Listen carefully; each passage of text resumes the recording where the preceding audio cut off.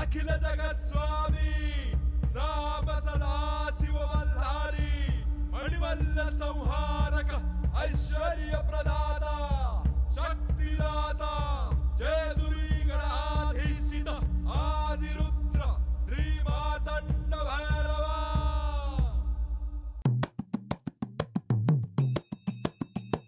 जय देवा जय देवा जय देवा जय देवा जय देवा जय शिव मातंडा।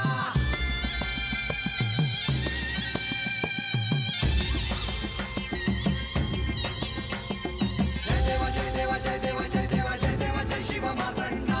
हरिवर्धन मल्हारी तुझी प्रचंडा। अगडदुम नगारा सोन्याची जेजुरी देव गेले जेजुरा निळा घोडा। अगडदुम नगारा सोन्याची जेजुरी देव गेले जेजुरा निळा घोडा।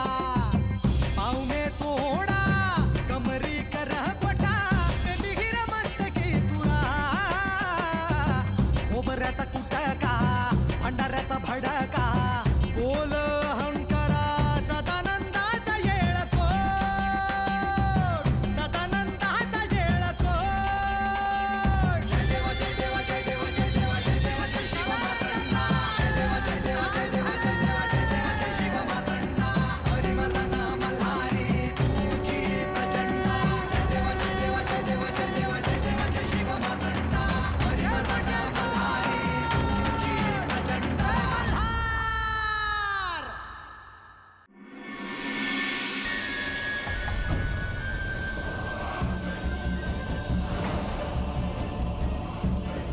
मी म्हाळसा ह्या जेजुरीची साम्राज्ञी श्री खंडेरायांची पहिली पत्नी। माझी आज्ञा आहे की त्या बानूसाठी ह्या गडाचे दरवाजे कधीच उघडणार नाही।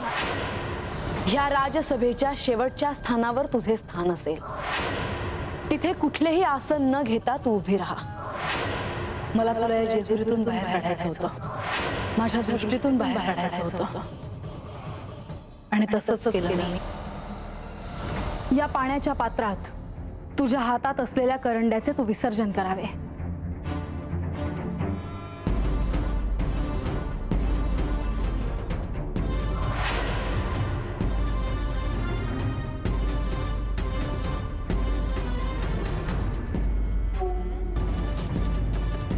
देवा,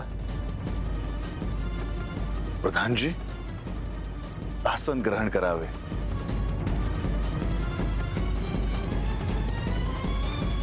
देवा, राज्य कारभाराची काही महत्वाची कार्य आहेत, ती आपण दिवसाच्या दुसऱ्या प्रहरात करूया। सध्या बाणाईचं काय करायचं ह्याबद्दल बोलूया देवा। होय प्रधानजी, मी देखील तोच विचार करत होतो की आता यापुढे काय करता येईल ते। देवा, श्री म्हाळसा देवींनी बाणाईला जेजुरीत येण्यासंदर्भात जो संदेश पाठवला त्या निर्णयात मी नव्हतो। जर मी असतो तर परिस्थितीच वेगळी असती। आणि मीही नव्हतो प्रधानजी। खरं तर विचार करता असं ध्यानात येतंय की हा निर्णय केवळ म्हाळसेचा निर्णय नाही। ह्या निर्णयासाठी म्हाळसेला कोणीतरी तयार केलं असावं। परंतु मला आश्चर्य ह्या गोष्टीचं वाटतंय की बाणाईने आतापर्यंत सगळं काही निमूटपणे सहन केलं, तरीही तिने जेजुरीत येण्याच्या आमंत्रणाचा अव्हेर का केला? बाणाईकडनं हे सगळं अनपेक्षित आहे। प्रधानजी, आपल्या अनुपस्थितीत हे सर्व घडले आहे, तेव्हा आता ह्याचे दायित्व आपणच घेऊन ह्यातून मार्ग तर काढावाच लागेल। लक्ष्मी देवी, देवा, ह्यांनी मला सांगितलं होतं की आपण एकत्रितपणे बोलायचं आहे, मात्र हे मला न सांगताच निघून आले। प्रधानजी, देवा, आधी आपल्याशी चर्चा करावी आणि मग लक्ष्मी देवींशी बोलावं असं ठरवलं होतं। असे का? मला देखील बोलायचंच आहे देवा। ह्या निर्णयात मी असणं अपेक्षित आहे ना? लक्ष्मी देवी, आधी आपण आसन ग्रहण करावे।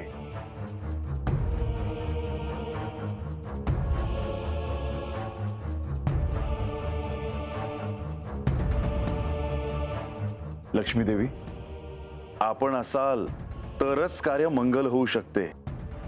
आपण आमच्या सोबतच असावे. देवी, आता जी परिस्थिती आहे त्यात काय निर्णय घ्यावा ह्याबद्दल आम्ही बोलत होतो. लक्ष्मी देवी, आपण काही सुचवावे. प्रथम म्हाळसाशी बोलणं आवश्यक आहे असं मला वाटतं. बानूचं प्रत्युत्तर ऐकून त्यांनी तिला इथे येऊच द्यायचं नाही असा निर्णय घेतला आहे. हो, परंतु प्रथम बाणाईला देखील जेजुरीत येण्यासाठी तयार करावं लागेल. एक वेळ बानू तयार होईल, परंतु म्हाळसाला तयार करणं अवघड आहे. त्यातून त्यांच्या आजूबाजूला अशी माणसं आहेत जी त्यांचं चित्त विचलित करू पाहत आहे. मग श्री म्हाळसा देवींशी मी बोलतो देवा. नाही प्रधानजी, कदाचित आपण बोलणे योग्य ठरणार नाही. कारण जर आपण म्हाळसेशी बोललात तर आपण बानूची बाजू मांडत आहात असे तिला वाटेल. मलाही नाही वाटत की तुम्ही म्हाळसा देवींशी जाऊन बोलावं. बंधू म्हणून त्यांनी तुमच्यावर आणखी काही दायित्व सोपवलं तर अवघड होईल. कसले दायित्व देवी? त्या असं सांगू शकतात की तुम्ही बानूला जेजुरीत प्रवेश करू देऊ नका. मग तुम्ही काय करणार आहात?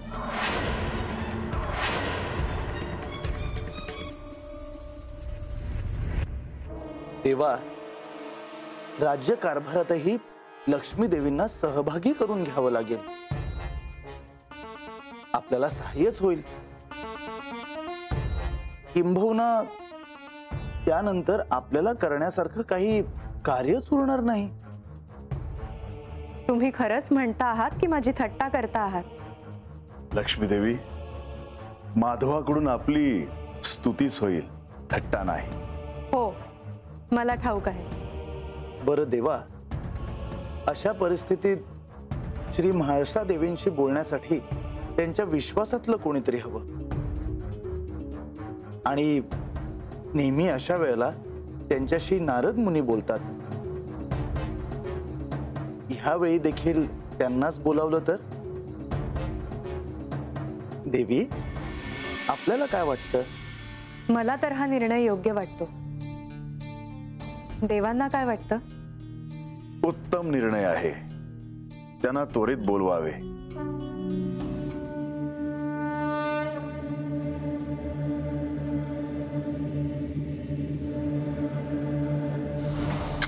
नारायण नारायण.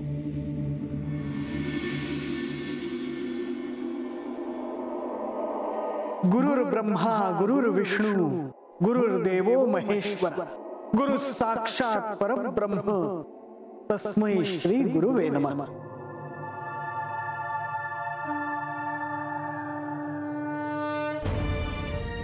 देवी, माझा नमस्कार स्वीकार करावा.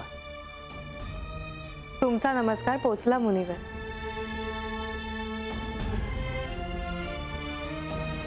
आपण तिघे असे एकत्र आणि आपण मला बोलवले आहे म्हणजे नक्कीच काहीतरी गंभीर असणार.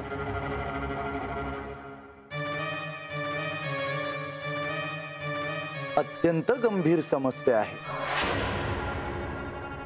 आणि काहीही होऊ शकतं. नारायण नारायण. भय वाटून कसं चालेल मुनिवर? आपण आहात म्हणूनच आधार आहे. काय कार्य आहे प्रभू? जे काही घडलं आहे ते ठाऊक असेलच. हो, श्री म्हाळसा देवींना हे समजावून सांगायचं आहे की बाणाईला जेजुरीत न येऊ देण्याचा त्यांचा निर्णय चुकीचा आहे आणि तिला इथे येण्याची अनुमती देण्यातच त्यांचं हित आहे. पाणी.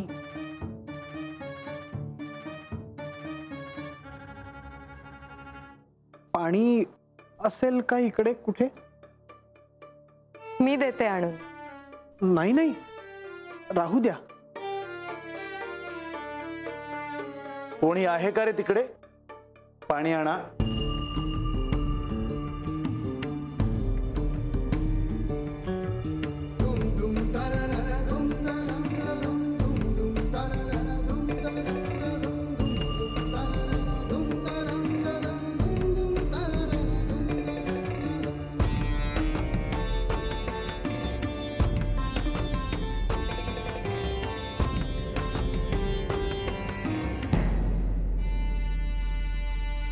मुनिवर, कार्य सोपं आहे आणि श्री म्हाळसा देवींना समजावून सांगण्याचा तुमचा प्रगाढ अनुभव आहे. आणि देवी हो म्हणाल्या तर मग पुढे काय करायचे?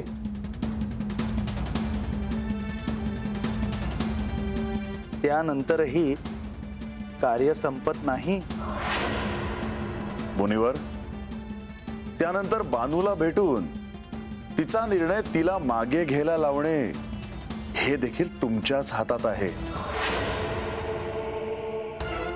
हो, आणि काही झालं तरी तुम्ही बाणाईचे गुरु आहात,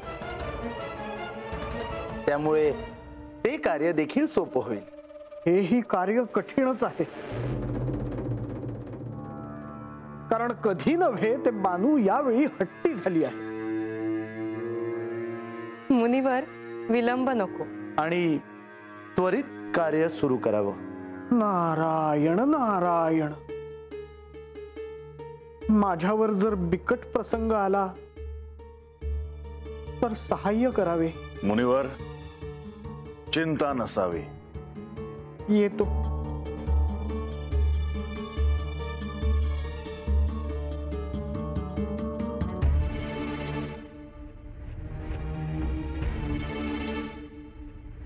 नारायण.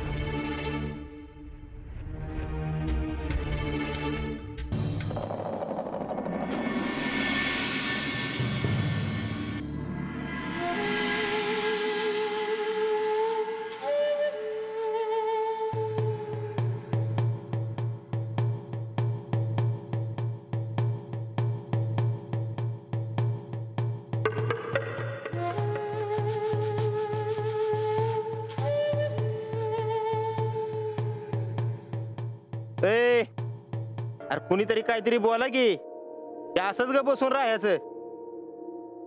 अरे काय बोलाव र, मला तर काय कळना झालंय बघ. आणि बानूनच नाही म्हणल्यावर आपण तर काय बोलणार तिला? काय बोलणार म्हणे?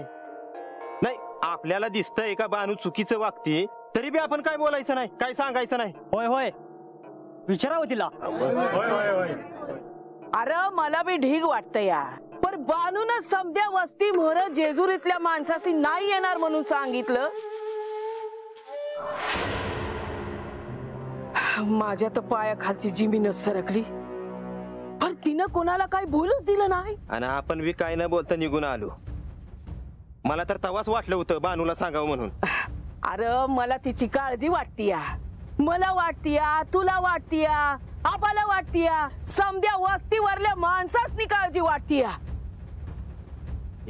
आय ती काय नाही, चला आपण बानूला जाऊन सांगू का ती चुकीचं वागते ती. अरे बाबा वाईस थांब. नग नग मला थांबू नगस, चला आता.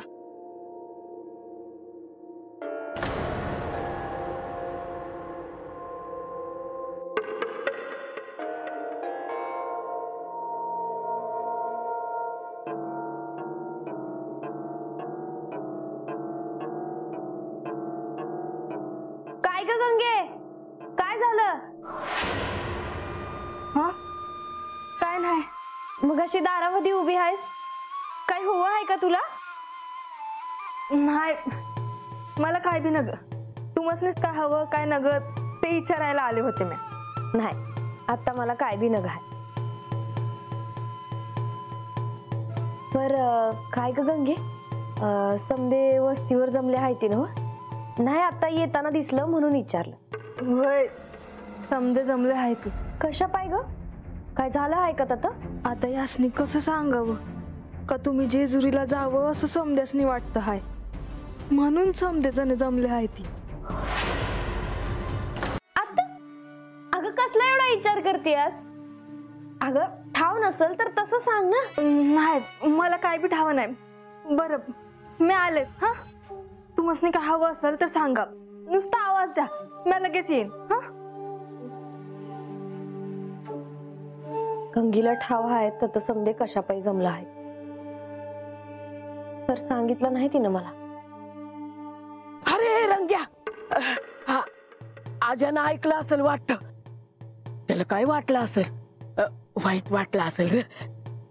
बघ ए, आजा अरे थांब की अरे कोणीकडे निघालायस हा ये अरे ये हकडे ये अरे ये बाबा या तू ये अरे आजा ये ये ये वाईट बस हात ये ये हा ये ये ये बाबा बस हा अरे आम्ही समजे तुझ्याकडेच यायला निघालतो आता ये उगा येटोळे घेऊन काय विचारते का सरळ विचार की आजा काय पार काय वय हा आजा तू बानूला चांगलं समजून सांगाय पाहिजे होतं मासा देवी मोर येऊन सांगावं धाडते त्या आणि ही नाही म्हणती बरं दिसतं का ही अरे समज माझं चुकलं बघ रंग्या अरे म्याच म्हणलं बानूला का जेजुरीला जाऊ नकस म्हणून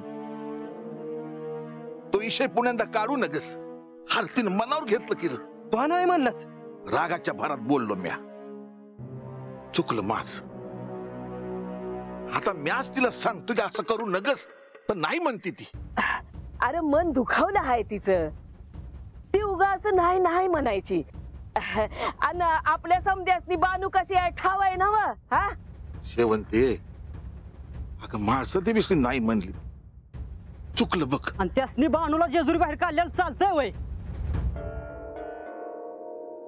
अरे होय पण वाकड्यात शिरून काय होणार आहे आता उलट पक्षी माणसं अजून रागवत्याल मी काय म्हणतो आपण समजी जाऊ आणि बानूला समजून सांगू अथवा जेजुरीला जा अरे नाही ऐकणार ती अरे मन दुखावलं आहे तिचं रागाच्या नादात बोलली असेल ती असं थोडा येळ जाऊ द्या मग बोलू आपण तिच्या संग हा काहीतरी वाट काढायला हवी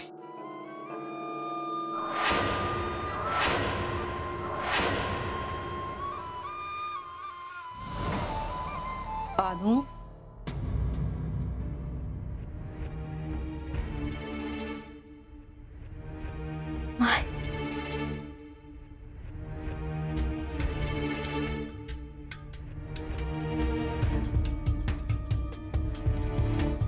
कशी आहेस बानू बरी आहे म्या पर तू आता अशी तुझी खूप आठवण आली म्हणून आले तुला भेटायला खरं तर इथे काय घडलंय ते कळलंय मला म्हणून आले तुला ठाव झालं तर हो म्हणूनच काळजीपोटी ही माता तुला भेटायला आली आहे का बानू तू म्हाळसा देवींच्या निमंत्रणाला नकार द्यायला नको होतास हे बघ अजूनही वेळ गेलेली नाही तू त्यांच्या आमंत्रणाचा स्वीकार कर त्यातच तुझं भलं आहे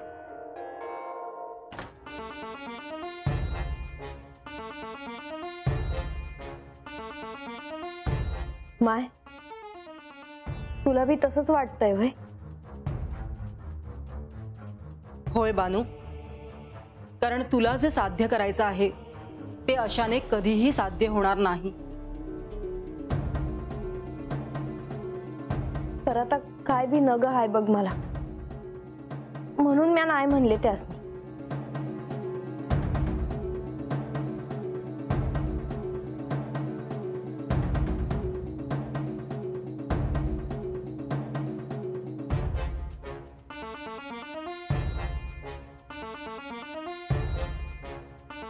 बानू